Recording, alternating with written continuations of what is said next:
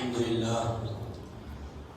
لله نحمده ونستعينه ونستغفره ونؤمن به ونتوكل عليه ونعوذ بالله من شرور أنفسنا ومن سيئات أعمالنا من يهده الله فلا مضل له ومن يضلله فلا هادي له وأشهد أن لا إله إلا الله وحده لا شريك له ونشهد أن سيدنا وسندنا ومولانا محمدا عبده ورسوله أرسله بالحق بشيرا ونذيرا وداعيا إلى الله بإذنه وسراجا منيرا أما بعد فأعوذ بالله من الشيطان الرجيم بسم الله الرحمن الرحيم قال الله تعالى في القرآن الكريم والسابقون الأولون من المهاجرين والأنصار والذين اتبعوهم بإحسان رضي الله عنهم ورضوا عنه صدق الله العظيم وقال رسول الله صلى الله تعالى عليه وسلم لو كنت متخذا خليلا لاتخذت أبا بكر خليلا وكما قال عليه الصلاة والسلام. میرے محترم بزرگوں اور دوستوں، اللہ جل جلالہ و من والہ کا بڑا فضل ہے، اس کا کرم ہے، اس کا احسان ہے کہ اللہ تبارک و تعالیٰ نے ہم تمام کو دنیا میں زندگی گزارنے کا، اپنی ضرورتوں کو پورا کرنے کا ایک سنہرا موقع عنایت فرمایا ہے، اور دنیا کی زندگی اللہ نے بڑی مختصر سے رکھی ہے، جس کے بارے میں کسی کو علم نہیں ہے کہ کتنی مختصر ہے، اور اس زندگی کو اللہ نے کامیاب بنانے کے لیے دین کو موقوف کیا ہے۔ وہ زندگی جو کامیاب بنتی ہے وہ دین پر بنتی ہے، دین کے ساتھ بنتی ہے، دین کی وجہ سے بنتی ہے، اور وہ دین قرآن اور حدیث کی شکل میں ہمارے پاس موجود ہے، اللہ کے نبی علیہ السلام کی سیرت کی شکل میں ہمارے پاس موجود ہے، صحابہ کی سیرت کی شکل میں ہمارے پاس موجود ہے، اور یہ جو دین ہے سارے کا سارا منزل من اللہ ہے، اللہ کی طرف سے کامل طور پر اترا ہوا ہے، جس میں کسی کو شک و شبہ کی گنجائش نہیں ہے۔ جہاں اللہ نے قرآن پاک کو اتارا وہیں پر صاحب قرآن کو بھی بھیجا۔ اللہ کے نبی علیہ السلام قرآن پاک پڑھتے تھے، اس کے آیات کو سمجھاتے تھے، وَيُعَلِّمُهُمُ الْكِتَابَ وَالْحِكْمَةَ، اور اللہ کے نبی علیہ السلام کی پوری زندگی قرآن کی تفسیر تھی، اور آپ کی زندگی کی تفسیر صحابہ اکرام رضوان اللہ تعالی علیہم مجمعین کی زندگی تھی۔ جیسے نبی کی سیرت تھی، نبی کی زندگی تھی، نبی کے طور و طریقے تھے، وہ پورے صحابہ اکرام رضوان اللہ تعالی علیہم مجمعین کی زندگی میں نمایاں طور پر تھے۔ اس لیے اللہ تعالیٰ نے ان کی زندگی کو نمونہ بنایا۔ اے ایمان والو، ایمان لے کر آؤ ان جیسا، یعنی صحابہ جیسا، صحابہ کو نمونہ بنایا، ان کے ایمان کو نمونہ بنایا۔ ان کی زندگی ہمارے سامنے کھلی ہوئی ہے، ان کی زندگی کے کارنامے، ان کی زندگی کے طور و طریقے، ان کی زندگی میں ان کا ایمان کس سطح پر تھا، تقویٰ کس سطح پر تھا، طہارت کس سطح پر تھی، اللہ سے تعلق کس درجے کا ان کے پاس تھا۔ تو ہم پچھلے 3 جمعہ سے سیدنا حضرت ابوبکر صدیق رضی اللہ تعالیٰ عنہ کی سیرت کے بارے میں سنتے ہوئے آ رہے ہیں۔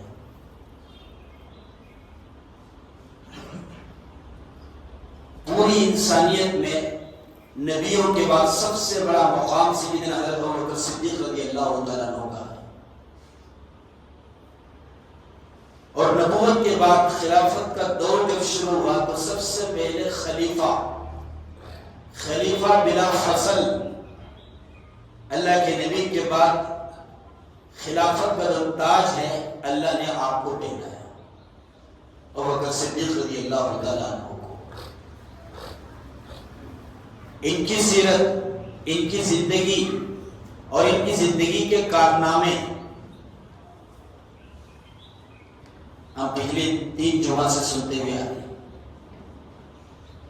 اس لیے کہ صحابہ کے مذاکروں سے، صحابہ کی زندگی کے مذاکروں سے، ان کی سیرت سننے اور سنانے سے ایمان تازہ ہوتا ہے۔ مرجع ہوئے ایمان میں ایک لہر دوڑتی ہے، روح دوڑتی ہے، ایک جان پیدا ہوتی ہے، ایمان کی ایک چنگاری پیدا ہوتی ہے۔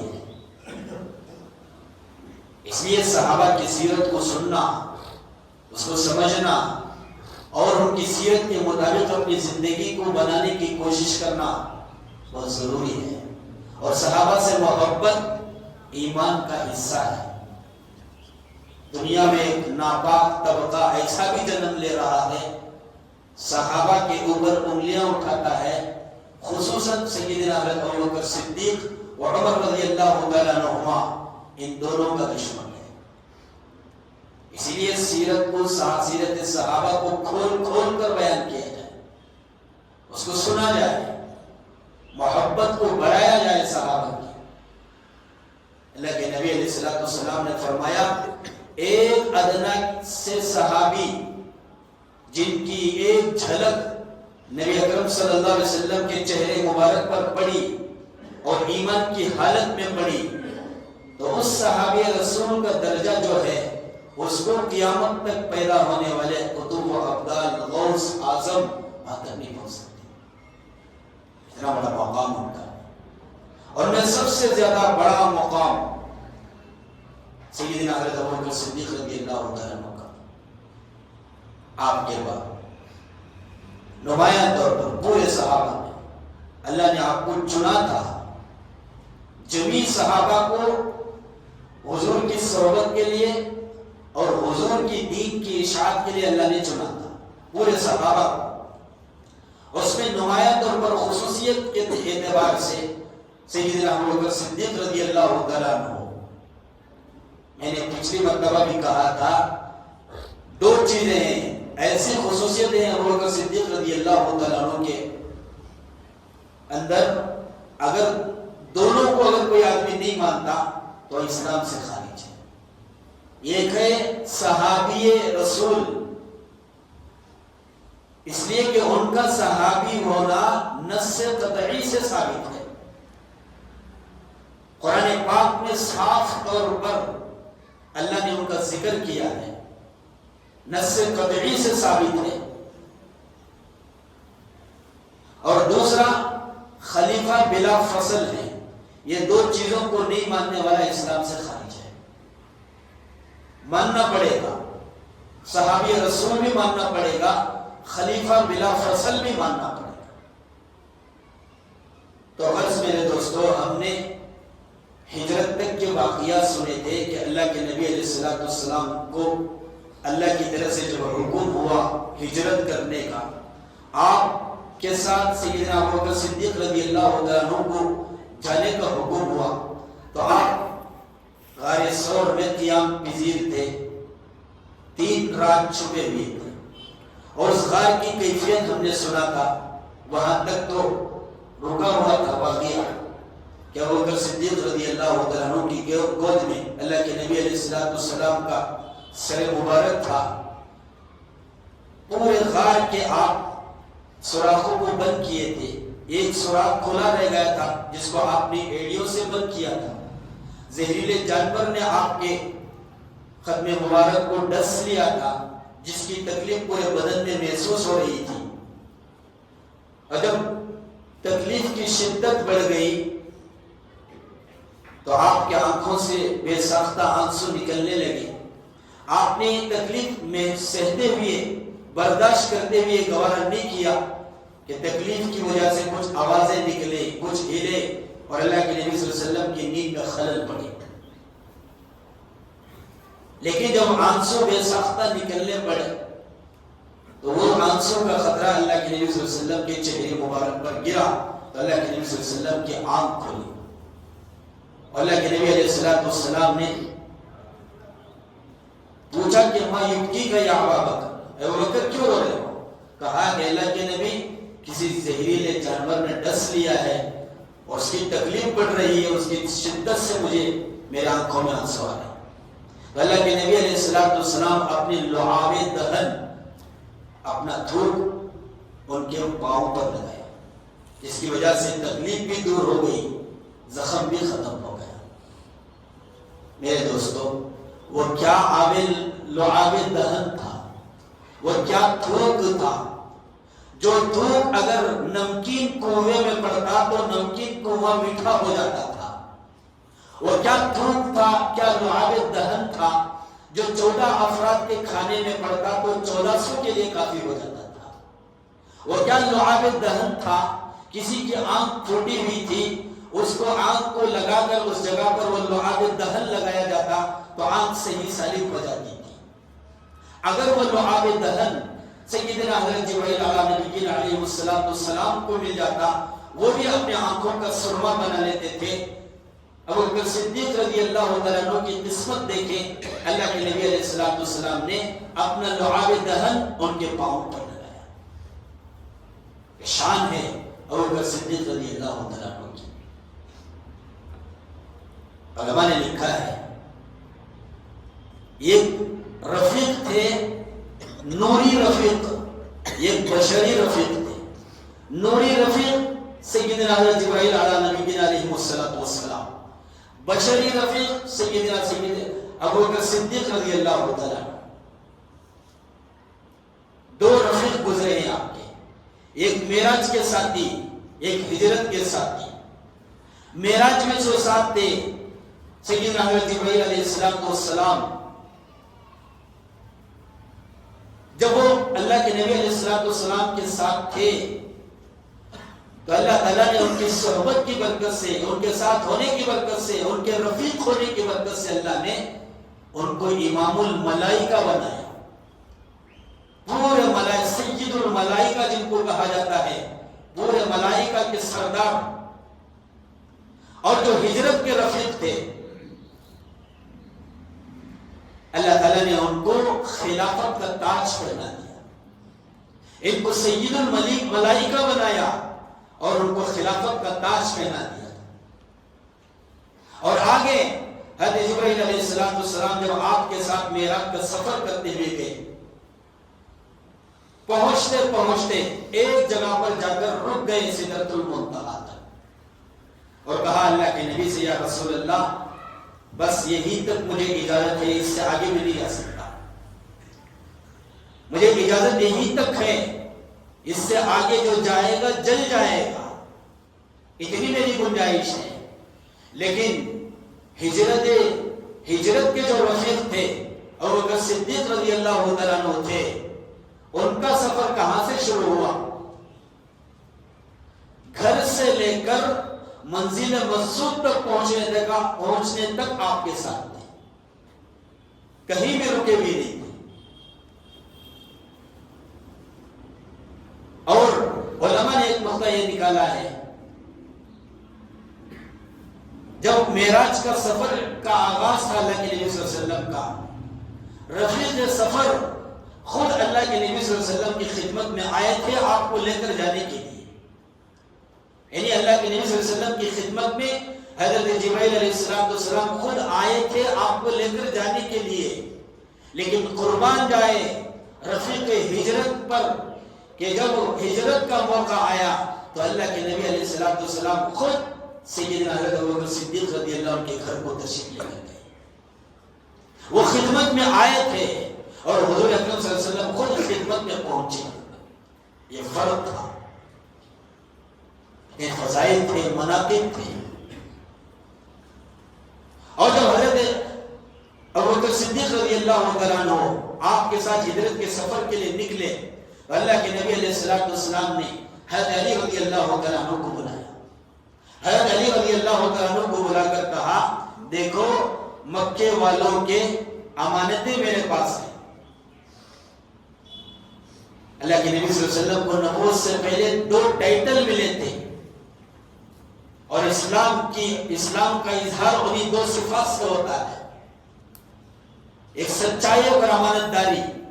علماء نے فرمایا اگر کوئی آدمی اسلام کو 2 لفظوں میں پیش کرنا چاہتا ہے تو وہ کر سکتا ہے. اس لیے وہ دونوں صفات حضور اکرم صلی اللہ علیہ وسلم کو نبوت سے پہلے ملے تھے کفار و مشرکین کی طرف سے. کیا تھے؟ ایک سچائی، صادق کے نام سے آپ کو لقب ملا تھا. ایک امانت دار تھے، امین کے نام سے آپ کو لقب ملا تھا. آپ امانت دار تھے، باوجود دشمنی کے، باوجود کینہ و کپٹ کے، حسد کے، باوجود آپ کے قتل پہ در پہ ہونے کے، آپ کی امانتیں حضور اکرم صلی اللہ علیہ وسلم کی خدمت میں لا کر رکھتے تھے. اتنے بڑے سچے اور اتنے بڑے امانت دار تھے. آپ امانت داری کا اور سچائی کا پورا حضور اکرم صلی اللہ علیہ وسلم نے پورا ثبوت دیا. اس لیے حضرت علی رضی اللہ تعالیٰ عنہ کو بلایا اور کہا کہ مکے والوں کی پوری امانتیں میرے پاس ہیں، تم اس کو لوٹا کر آنا. چنانچہ علماء نے اس کے متعلق ایک نقطہ لکھا ہے. یہ لکھا ہے جب لوگوں کی امانتیں لوٹانے کا وقت آیا تو اللہ نے حضرت علی رضی اللہ تعالیٰ عنہ کو چن لیا کہ نبی کے پاس رکھی ہوئی لوگوں کی امانتیں وہ تو لوگوں تک پہنچانے کے لیے حضرت علی رضی اللہ تعالیٰ عنہ کو چنا. لیکن جب وقت آیا اللہ کے نبی علیہ السلام اللہ کی بہت بڑی امانت ہے، اللہ کے لاڈلے نبی ہیں، اللہ کی بہت بڑی امانت ہے، آپ کو مکہ سے مدینہ کو پہنچانے کا جب وقت آیا تو اللہ نے اس بڑی امانت کو پہنچانے کے لیے صدیق اکبر کو چنا، اور صدیق رضی اللہ تعالیٰ عنہ کو چنا. یہ اعزاز ہے، یہ فضیلت ہے اللہ کے نبی علیہ السلام کی طرف سے آپ کو جو ملی ہے، اور اللہ نے جو آپ کو عطا کیا ہے کہ اللہ نے آپ کو چنا کہ میرے نبی کو مکہ سے لے کر مدینے تک پہنچاؤ. اس لیے پورے ہجرت کے سفر میں آپ کے ساتھ تھے. اور آگے علماء نے بڑی عجیب بات لکھی ہے. جب وقت آیا حضرت علی رضی اللہ تعالیٰ عنہ کو یہ کہنے کا کہ آپ میرے بستر پر آرام کرو، میری چارپائی پر لیٹو، بستر پر آرام کرو. اللہ کے نبی نے حکم دیا میری چارپائی پر، میرے بستر پر تم قیام کرنا. اور کب تک قیام کیے؟ آدھی رات تک قیام کیا. حضرت علی رضی اللہ تعالیٰ عنہ کو یہ سعادت ملی اللہ کے نبی صلی اللہ علیہ وسلم کی طرف سے کہ حضور کے بستر پر حضرت علی رضی اللہ تعالیٰ عنہ آدھی رات تک آرام فرما.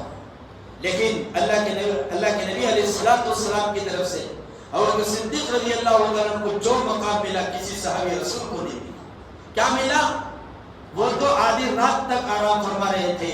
اور وہ صدیق رضی اللہ تعالیٰ عنہ کا اعزاز یہ ہے آپ کی وفات کے بعد سے لے کر قیامت تک آپ حضور کے پاس سوتے رہیں گے، حضور کے پاس میں سوتے رہیں گے، حضور کے پڑوس میں سوتے رہیں گے. یہ آپ کو اعزاز ملا. کون سی صفت ایسی تھی جو سیدنا ابوبکر صدیق رضی اللہ تعالیٰ عنہ کے اندر نہیں تھا؟ آپ کی نیکیاں، آپ کی انفرادی زندگی کے اعمال، آپ کی اجتماعی زندگی کے اعمال، آپ کی خلافت، بہت نرم دل. ارحم بامتی ابو بکر، میری امت میں سب سے زیادہ نرم دل ابو بکر، اور سب سے زیادہ تقوی والے. مشکوک لقمہ جاتا ہے پیٹ میں، اس کو نکالنے کے لیے جان بھی بازی لگانا پڑے لگانے والے. اتنے تقوی کمال کے تقوی والے. اور شجاعت کیسی؟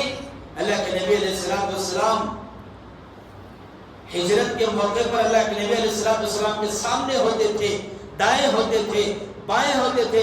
پتہ نہیں اللہ کے نبی صلی اللہ علیہ وسلم کو کہاں سے تکلیف پہنچے. حضرت علی رضی اللہ عنہ نے آپ کے بارے میں فرمایا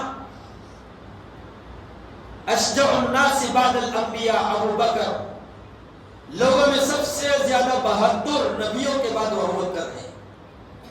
سب سے زیادہ طاقتور، سب سے زیادہ شجاعت والے، بہادری والے، دلیری والے وہ ابو بکر صدیق رضی اللہ تعالیٰ۔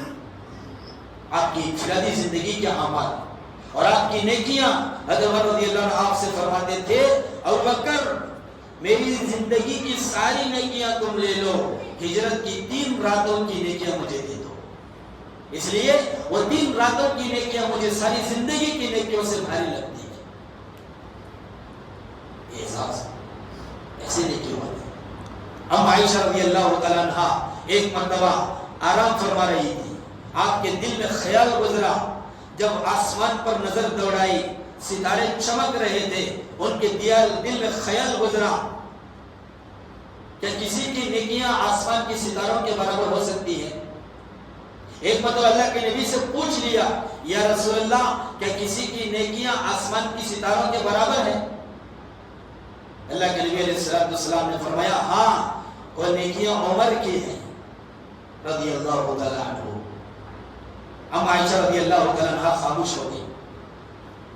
کچھ دیر کے بعد اللہ کے نبی علیہ السلام خود پوچھے، اے عائشہ یہ تم سوچ رہی ہو کہ میرے والد کا نام نہیں لیا، تم تمہارے والد کی کیا بات کرتی ہو؟ ان کی زندگی کی خصوصیات ایسی ہیں، ان کی نیکیاں ایسی ہیں، ان کی غار ثور کی 3 راتوں کی نیکیاں، 3 راتوں میں سے صرف 1 رات کی نیکیاں وہ آسمان کے ستاروں سے بڑھ کر ہے۔ 1 رات کی نیکیاں آسمان کے ستاروں سے بڑھ کر ہے، اس کا مقابلہ نہیں کر سکتے۔ اسی لیے حضرت عمر رضی اللہ تعالیٰ عنہ فرماتے تھے پورے امت کے ایمان کو ابو بکر صدیق رضی اللہ تعالیٰ عنہ کے ایمان سے تولا جائے، آپ کے ایمان کا پلڑا بھاری ہو جائے گا۔ آپ کے ایمان کو کوئی پہنچ نہیں سکتا، آپ کے علم کو کوئی پہنچ نہیں سکتا، آپ کے تقوی کو کوئی پہنچ نہیں سکتا۔ اسی لیے اللہ کے نبی علیہ السلام نے فرمایا ان اللہ یتجلی للخلق عامۃ، کل قیامت کے دن اللہ تعالیٰ پوری امت پر، پوری انسانیت پر عام تجلی فرمائیں گے، عام تجلی۔ ولیکن لأبی بکر خاصۃ، اور ابو بکر صدیق رضی اللہ تعالیٰ عنہ پر خاص تجلی فرمائیں گے۔ بعد میں علماء نے لکھا ہے خاص تجلی کا مطلب معلوم ہے کیا ہے؟ کل قیامت کے دن اللہ تعالیٰ ابو بکر کو محبت بھری نگاہوں سے مسکراتے ہوئے دیکھیں گے، یہ خاص تجلی کا مطلب ہے۔ کیا اعزاز تھا، کیا فضائل تھے، کیا مناقب تھے۔ خاص تجلی، محبت بھری نگاہوں سے اللہ کسی کو مسکراتا ہوا دیکھے، اللہ کے پاس اس کا کتنا بڑا درجہ ہوگا، اللہ کے پاس کتنا بڑا درجہ ہوگا۔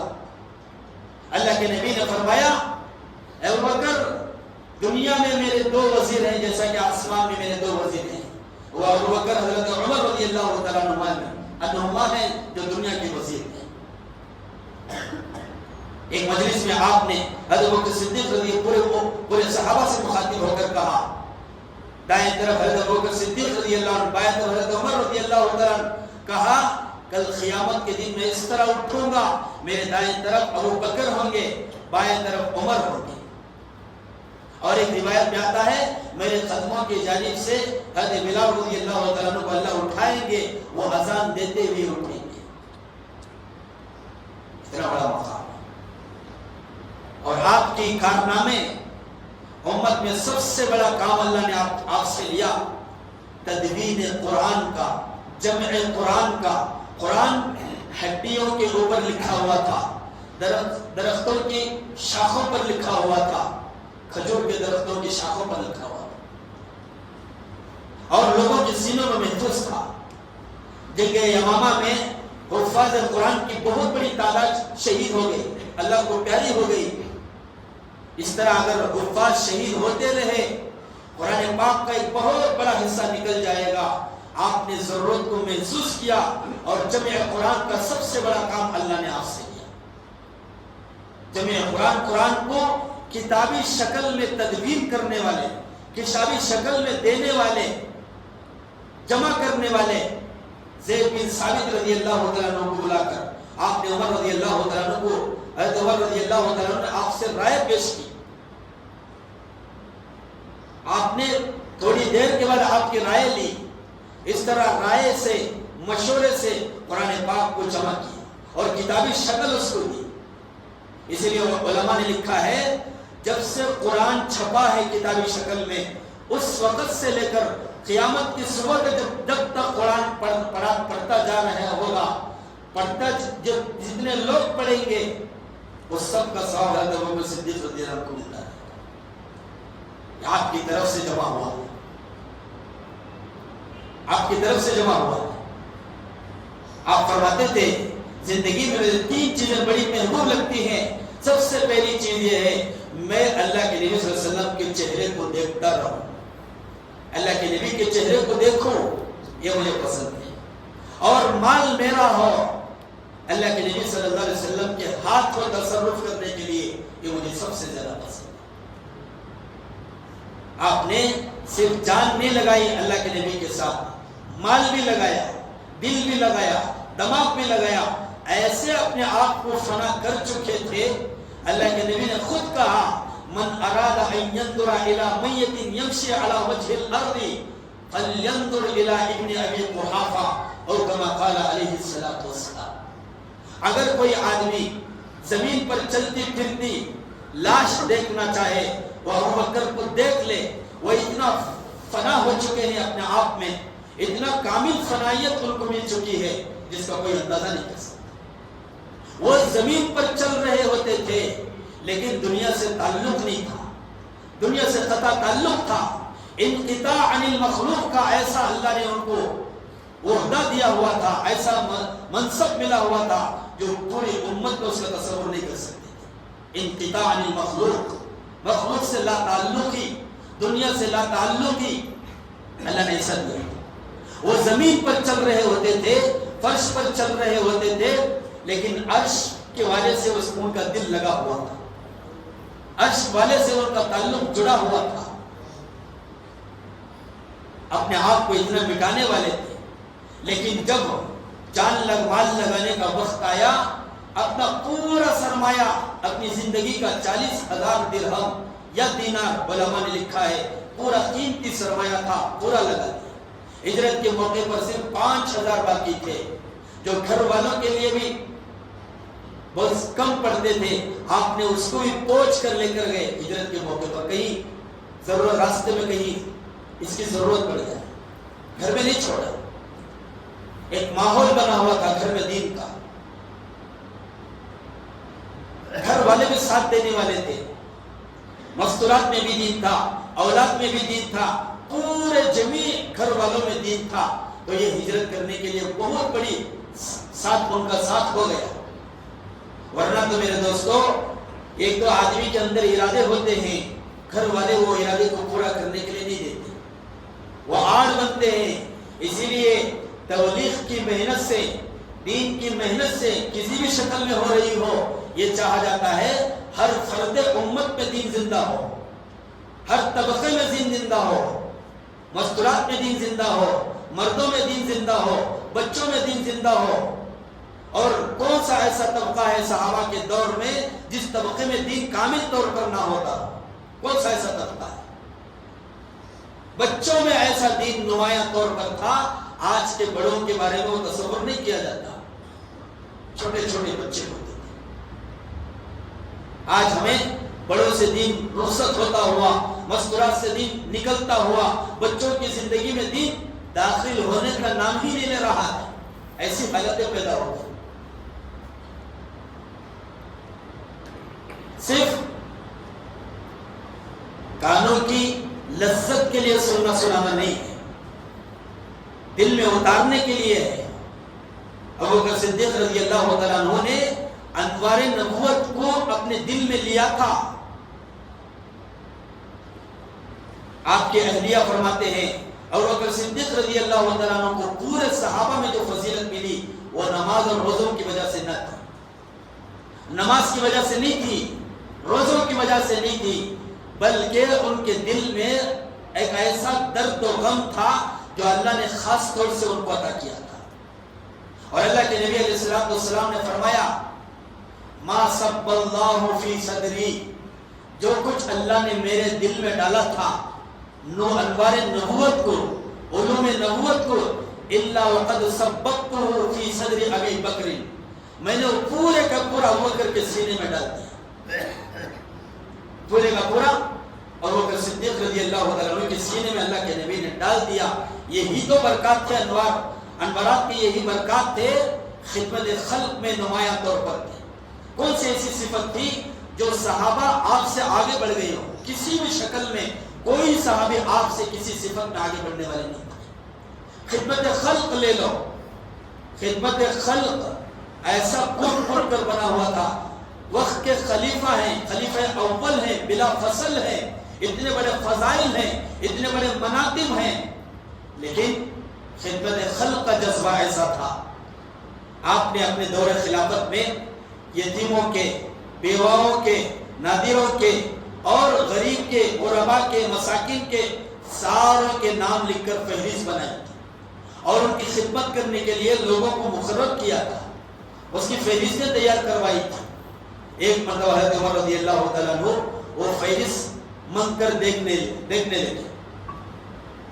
اس فہرست میں ایک بڑھیا کا نام تھا، اس نام کے باجو، اس نام کے پاس میں کسی کا نام تھا نہیں تھا خدمت کرنے والے کا۔ حضرت عمر رضی اللہ تعالیٰ عنہ سمجھے شاید ان کی خدمت کسی کے حصے میں نہ آئی ہو، میں اس کو اپنے حصے میں لے لیتا ہوں۔ حضرت عمر رضی اللہ تعالیٰ عنہ خدمت کرنے کے لیے تیار ہو گئے اور فجر کی نماز کے بعد اس گڑیا کے گھر کو تلاش کرتے ہوئے گئے۔ جا کر دیکھا، خدمت کرنے کے لیے دیکھا کہ پانی بھرا ہوا ہے، جھاڑو پورے گھر میں دی گئی ہے، پورا گھر صاف ستھرا ہے، اس گڑیا کے پورے کام کاج کیے ہوئے ہیں۔ حضرت عمر رضی اللہ تعالیٰ عنہ گڑیا سے پوچھا، اما جان آپ کی خدمت کون کرتا ہے؟ کس نے آپ کی خدمت کی؟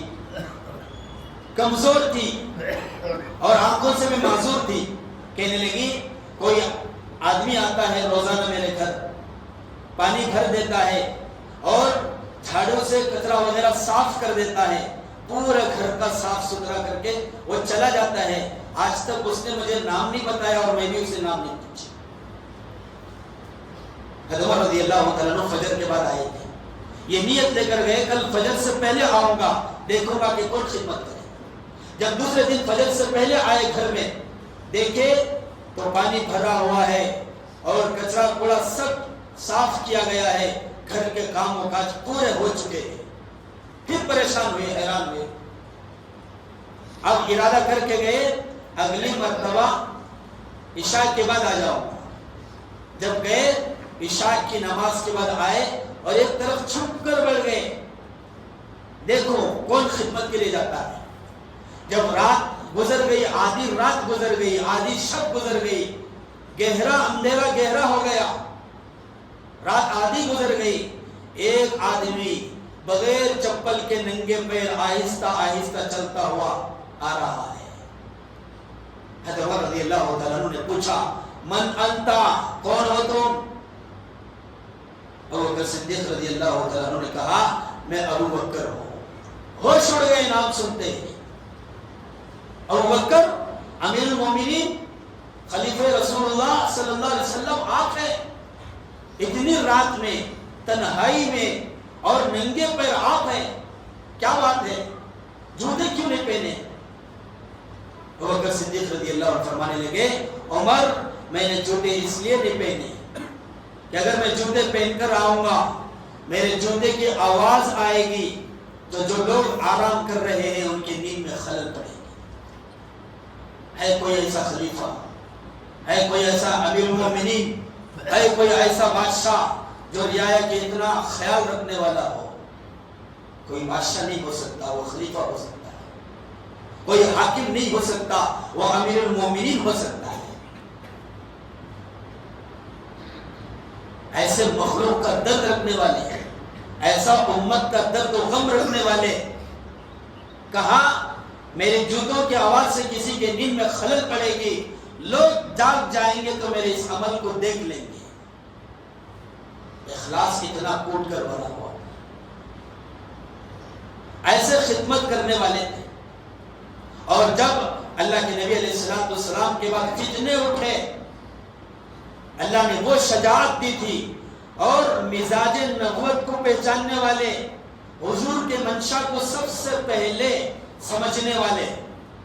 اللہ کے نبی کے بعد اختلاف ہوا، اللہ کے نبی کو دفنایا کہاں جائے، آپ نے اس مسئلے کا حل کیا. اللہ کے نبی کے بعد سوال پیدا ہوا نبی کا مال کا کیا ہوتا ہے، نبی کے مال کو کہاں صرف کیا جائے. انہوں نے اس مسئلے کو حل کیا. نبی اپنے وراثت میں درہم و دینار نہیں چھوڑتے، علوم نبوت کو چھوڑ کر جاتے ہیں. نبی کا چھوٹا ہوا مال امت کے لیے صدقہ ہوتا ہے. کتنا اٹھا مانعین زکوٰۃ کا، اس وقت میں ایسا عالم تھا.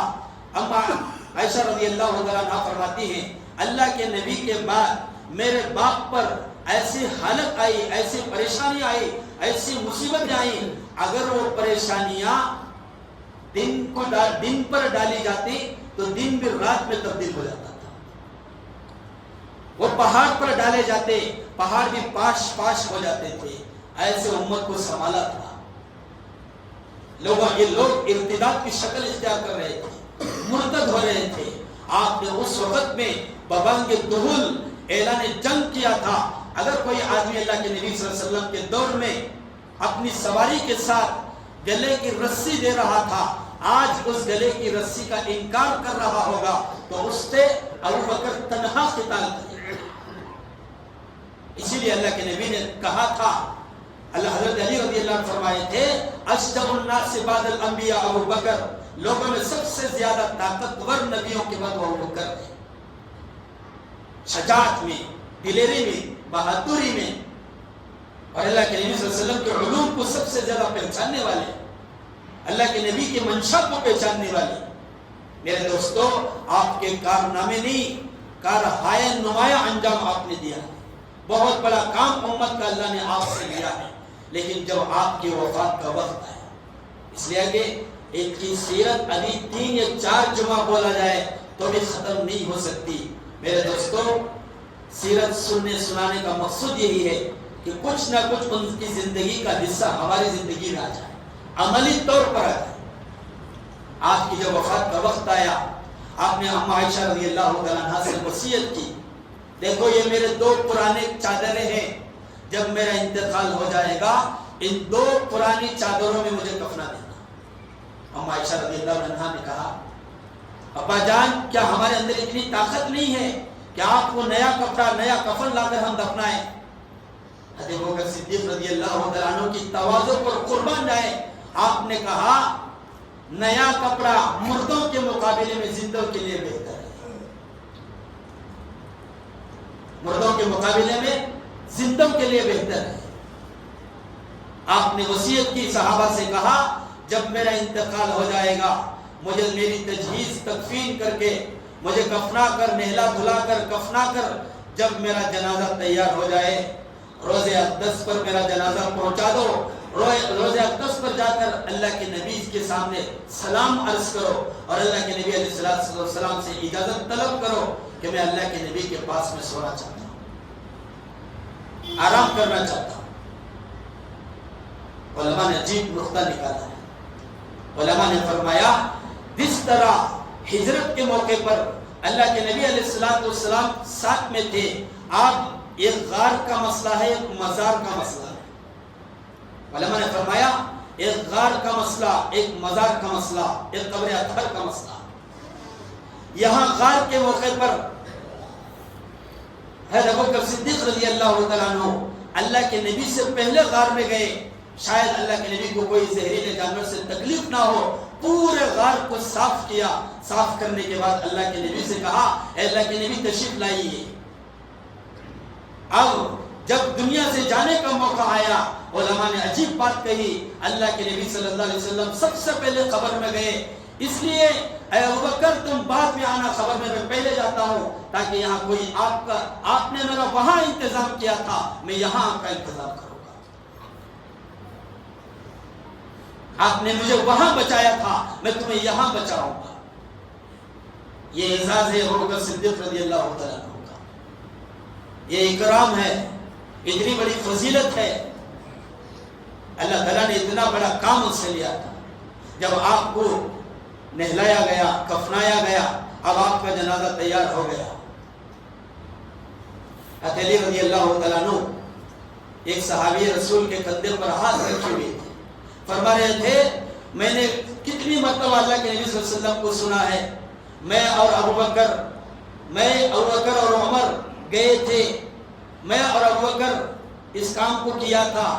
جہاں بھی اللہ کے نبی صلی اللہ علیہ وسلم اپنا نام لیتے تھے، ابوبکر کا پہلے، بعد میں عمر رضی اللہ تعالیٰ عنہ، دونوں کا نام لیتے تھے۔ آج مجھے آپ کی وفات پر یہ معلوم ہوا کہ اللہ کے نبی صلی اللہ علیہ وسلم کے بعد آپ ہی جانے والے تھے، آپ ہی جانے والے تھے، آپ ہی کا نمبر تھا، یہ اعزاز کا۔ تو آپ کے جنازے کو لے جا کر امام راضی رحمۃ اللہ علیہ نے تفسیر میں لکھا ہے، آپ کے جنازے کو لے جا کر قبر اطہر کے پاس رکھی۔ آپ وہ قبر اطہر کا دروازہ جو ہے کبھی بھی بند ہوتا تھا، کھلتا نہیں تھا، کھلا نہیں رہتا تھا، بند ہوتا تھا۔ وہاں جا کر صحابہ نے الصلاۃ والسلام علیک یا رسول اللہ سلام پیش کیا۔ سلام پڑھ کر ابوبکر بالباب، ابوبکر دروازے پر حاضر ہے، قربان جائے ابوبکر صدیق رضی اللہ تعالیٰ عنہ۔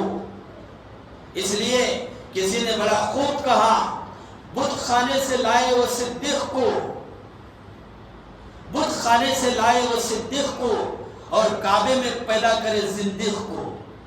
ابوبکر صدیق رضی اللہ تعالیٰ عنہ بت خانے سے اٹھ کر آئے تھے، ابو جہل طواف کے دوران میں پیدا ہوا تھا، کعبے میں پیدا ہوا تھا۔ کہاں پیدا ہوا تھا؟ اس کی ماں طواف کر رہی تھی، طواف کے دوران میں پیدا ہوا تھا۔ اسی لیے ہدایت کسی کے ہاتھ میں نہیں ہے، ہدایت دینے پر آئے کعبۃ اللہ میں پیدائش ہوگی، ہدایت نہ دینے پر آئے کعبۃ اللہ میں پیدائش ہوگی تو اللہ اٹھا کر اسے بھڑکا دیں گے، پھینک دیں گے۔ بت خانے میں پیدا ہوئے، اللہ ہدایت دینے پر آئے، اسے نبی کی صحبت میں خوش نصیب ہے، اس کو نصیب ہو جائے گی۔ عجیب کرشمہ ہے اللہ کا، کہاں سے آئے تھے، کہاں تک اللہ نے پہنچایا۔ تو جیسے ہی یہ آواز لگائی صحابہ نے الصلاۃ والسلام علیک یا رسول اللہ، علماء نے تفسیر میں لکھا ہے غیب سے قبر سے آواز آئی، کیا آئی؟ ادخل الحبیب الی الحبیب، محبوب کو محبوب تک پہنچا دو۔ غیب سے آواز آئی، یہ اعزاز تھا سیدنا ابوبکر صدیق رضی اللہ عنہ۔ اس لیے جبرائیل علیہ السلام کہاں تک پہنچے تھے؟ سدرۃ منتہا تک پہنچے تھے، اور کہاں کے رفیق تھے؟ معراج کے رفیق تھے۔ لیکن رفیق ہجرت کا اتنا بڑا اعزاز تھا، وفات سے لے کر قیامت کی صحبت تک وہ حضور کی رفاقت میں چلے گئے، حضور کی صحبت میں چلے گئے، قیامت تک انہی کے ساتھ رہیں گے، انہی کے ساتھ محشر ہوگے، اور انہی کے ساتھ دوسرا نمبر ہوگا آپ کا جنت میں جانے کا۔ اس لیے میرے دوستو، سیرت صحابہ کا جو پہلو ہے بہت بڑا پہلو ہے۔ سیرت صحابہ ہماری زندگی کے لیے رہبری ہے، رہنمائی اللہ نے اس میں رکھی ہے۔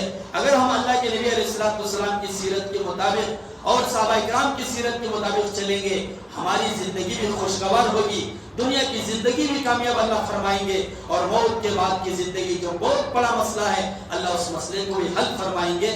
اللہ سے دعا فرمائے کہ اللہ تعالی ہم تمام کو موت تک صحابہ کے نقش قدم پر چلنے کی توفیق عطا فرمائے، اور صحابہ سے محبت پیدا فرمائے، صحابہ سے بغض رکھنے سے پوری سارے امت مسلمہ کی حفاظت فرمائے۔ آخری میں ایک بات ہے، بہت سارے ہمارے ساتھی، بہت سارے ہمارے مصلین اکرام جب ہم عربی خطبے کے لیے کھڑے ہوتے ہیں، بہت سارے پیچھے آ کر کھڑے ہوتے ہیں۔ دیکھو عربی خطبے کا ایک ادب ہے، اس کو بیٹھ کر سنا جائے، 2 زانوں بیٹھے، 4 زانوں بیٹھے، اس میں کوئی متعین ترتیب نہیں ہے مسئلے کے اعتبار سے۔ تربو کی شکل میں بھی بیٹھ سکتے ہیں، 2 زانوں بھی بیٹھ سکتے ہیں، لیکن خاموشی اختیار کرنا بہت ضروری ہے۔ یہاں تک علماء نے لکھا ہے کوئی آدمی بات کر رہا ہو، وہ خاموش ہونے کی بات کہنا بھی غلط ہے۔ بھائی بات کر رہے ہو، خاموش ہو جاؤ، یہ کہنا بھی غلط ہے۔ اتنا خاموشی کا لحاظ رکھا جائے۔ یہاں خطبہ پڑھتے ہوتے ہیں، ہمارے نوجوان وہاں باتیں کرتے ہوتے ہیں، وہاں ہنسی مذاق ہو رہی ہوتی ہے، کھڑے ہو کر سنتے ہیں۔ بھئی خطبے کا ادب یہ ہے کہ بیٹھ کر توجہ کے ساتھ کان لگا کر سنا جائے، یہ خطبے کا ادب ہے، ضروری ہے، اس لیے اس مسئلے کا لحاظ رکھیں۔ اللہ سے دعا فرمائے کہ اللہ تعالیٰ تمام کو کئی اس کی باتوں پر عمل کی توفیق عطا فرمائے۔ آمین۔ وآخر دعوانا الحمدللہ۔